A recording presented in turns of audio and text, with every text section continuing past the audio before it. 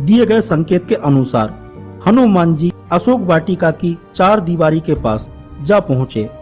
वहाँ भयानक और सशस्त्र राक्षसों का पहरा था।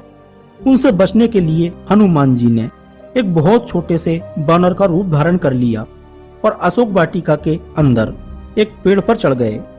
अशोक वाटिका में हनुमान जी जब घुसे तो उन्हें राक्षसियों के झुंड के बीच विशाल पेड़ के नीचे एक दिव्य जन्मा स्त्री नजर आई, जो केसरिया वस्त्र पहने हुए थी। उनके मुख पर तेज था। वह स्त्री सीता जी थी।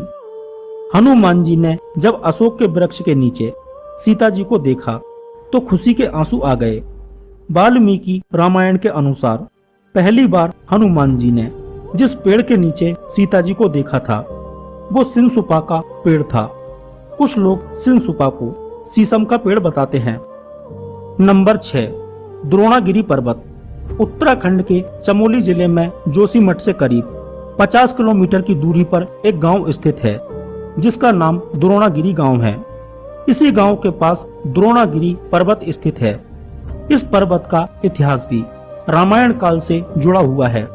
मान्यता है कि श्री राम रावण युद्ध में मेघनाथ के दिव्य अस्त्र से लक्ष्मण जी मूर्छित हो गए थे। तब हनुमान जी द्रोणागिरी पर्वत पर संजीवनी बूटी लेने गए थे। यहाँ के लोग इस पर्वत को देवता मानते हैं।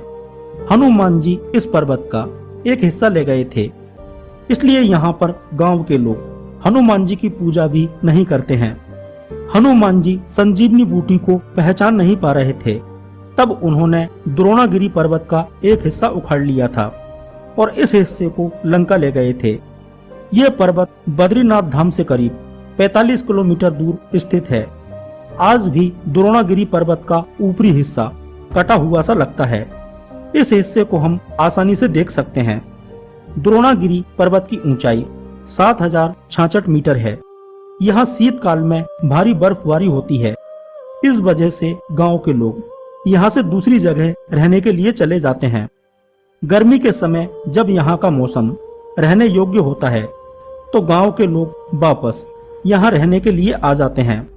उत्तराखंड के चमोली जिले में जोशीमठ से मलारी की तरफ लगभग 50 किलोमीटर आगे बढ़ने पर जुम्मा नाम की एक जगह आती है। यहीं से द्रोणागिरी गांव के लिए पैदल मार्ग शुरू हो जाता है। यहाँ धौली गंगा नदी पर बने पुल के दूसरी तरफ सीधे खड़े पहाड़ों की जो श्रृंखला दिखाई देती है, उसे पार करने के बाद द्रोणागिरी पर्वत पहुंच सकते हैं। सकरी पहाड़ी पगडंडियों वाला तकरीबन 10 किलोमीटर का